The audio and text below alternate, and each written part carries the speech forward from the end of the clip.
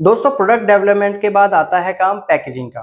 और कौन सी पैकेजिंग आपके प्रोडक्ट के लिए सही रहेगी ये जानना बहुत ही जरूरी है, क्योंकि जो पैकेजिंग सॉलिड प्रोडक्ट्स के लिए काम करेगी वह जरूरी नहीं कि आपके लिक्विड प्रोडक्ट के लिए भी काम करे।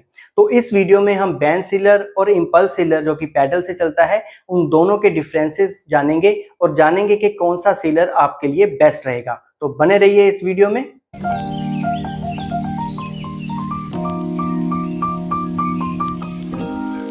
दोस्तों, हमारे पास अभी दो सीलर हैं, एक बैंड सीलर है और एक इंपल्स सीलर है, और दोनों की वर्किंग और दोनों का सारा सिस्टम मैं आपको अभी दिखाता हूं। तो पहले बैंड सीलर से शुरू करते हैं। ये बैंड सीलर है। इसको बैंड सीलर इसलिए बोलते हैं क्योंकि ये बैंड वगैरह इसमें लगा होता है, इसको बैंड बोलते हैं। और यहाँ से क्या कहते हैं, थोड़ा आगे करके आप दिखा दें।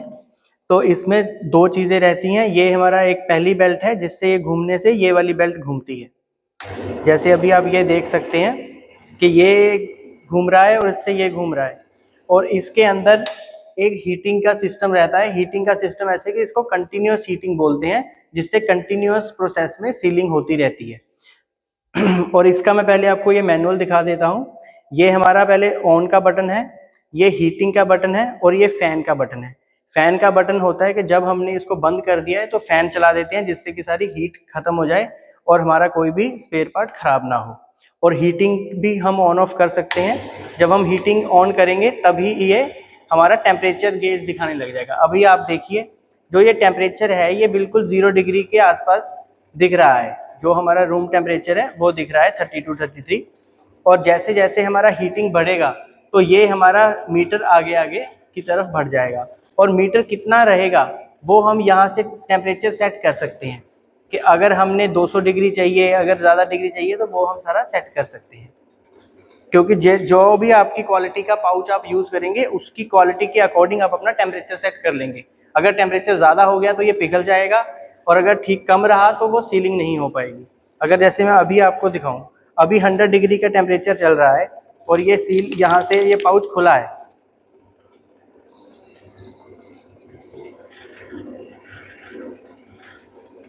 तो ये अभी सील नहीं हुआ क्योंकि अभी टेम्परेचर रीच नहीं किया है। तो जैसे जैसे ये टेम्परेचर रीच होगा, और ये टेम्परेचर रीच का ऑन ऑफ दिखा रहा है, जब टेम्परेचर रीच कर जाता है तो यहाँ पे ग्रीन लाइट आ जाती है।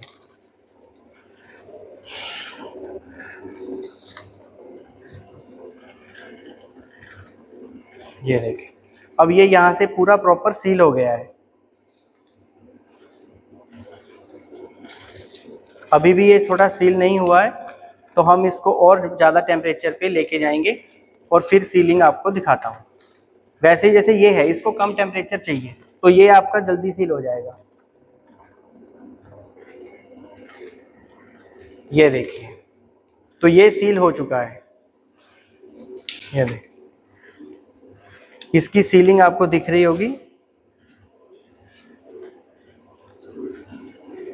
और इसका मेनली बेनिफिट यही है कि ये कंटिन्यूअस है। यहाँ से हम अपना पाउच, जो स्टैंड पाउच वगैरह है, वो यहाँ पे लगाते रहेंगे और आगे जाता रहेगा और सारी की सारी सीलिंग प्रॉपर हो जाएगी। अब जैसे टेम्परेचर आ गया है तो हमने इससे निकाल दिया है और ये काफ़ी बढ़िया सील हो गया है। यहाँ इस मशीन का एक ही डिसएडवांटेज ये रहता है, अभी हमने जैसे इसको बंद करना है तो इसका हमने हीटिंग ऑफ कर दिया है और फैन ऑन कर दिया है। अब क्या है कि फैन ऑन होने से ये ठंडी होने लग जाएगी। इस मशीन का जो सबसे बड़ा नुकसान ये है कि इसके ऊपर प्रेशर नहीं ज़्यादा पड़ता, क्योंकि प्रेशर यहाँ से पड़ता है जो कि इसका स्प्रिंग है। अब प्रेशर ना पड़ने के कारण हमारा जो लिक्विड मटेरियल है वो इसमें सीलिंग अच्छी नहीं होती है। अगर हमने पार्टिकल की, भुजिया है, गुड़ है, उन सब प्रोडक्ट्स की हमने सीलिंग करनी है तो काफ़ी अच्छी सीलिंग हो जाती है। जैसे ये है कि अब सीलिंग काफ़ी अच्छी है। लेकिन अगर हम इसको लिक्विड के लिए करते हैं तो लिक्विड में कई बार लीकेज देखने को मिलता है। अब इसकी आप देख सकते हैं, इसकी सीलिंग काफ़ी अच्छी हो गई है। तो ये है हमारा इंपल्स सीलर। इंपल्स सीलर का मतलब होता है कि जब हम इसमें सीलिंग करने के लिए पैडल दबाएंगे तभी करंट जाएगा और उसी टाइम पे ही सीलिंग का प्रोसेस शुरू होगा। जैसे कि पिछली मशीन थी उसमें कंटिन्यूअस सीलर था, अगर हम कुछ नहीं कर रहे तब भी वो कॉइल हीटअप हो रही है। लेकिन इसमें जब हम पैडल को दबाते हैं तभी हमारा सीलर होता है, करंट आएगा और उससे सीलिंग जो हमारी यहाँ से है तो वो शुरू होगी। तो ये आपको दिखाता हूँ इसमें सारा का सारा।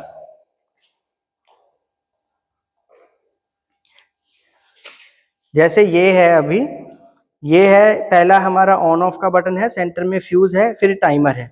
इसमें टेम्परेचर नहीं होता, इसमें सिर्फ टाइम रहता है कि कितने टाइम तक करंट की मूवमेंट होगा और उसी से टेम्परेचर अपने आप डिसाइड हो जाता है।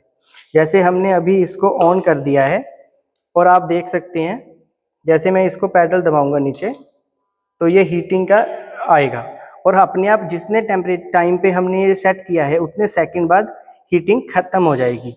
अभी मैं आपको एक ये पाउच है, ये पाउच ऐसे यहाँ से है, खुला है वैसे। अब इसको सील अगर करना है तो आपको क्या करना है कि आपकी जो मैन पावर है इसमें बैठ जाएगी, एक बंदा सीटिंग में चाहिए। आपका जैसे पाउच फील हुआ तो इसमें बेनिफिट ये रहता है कि लिक्विड के लिए यहाँ से लिक्विड नीचे नीचे आएगा, तो दूसरी मशीन है उसमें गिर सकता है और उसमें उतना प्रेशर नहीं बनता। इसमें क्या है कि आपका बंदा आपके पैर जितना भी वो प्रेशर लगाएगा उतना प्रेशर इसको मिल जाएगा। तो अभी हमने जैसे इसमें डाला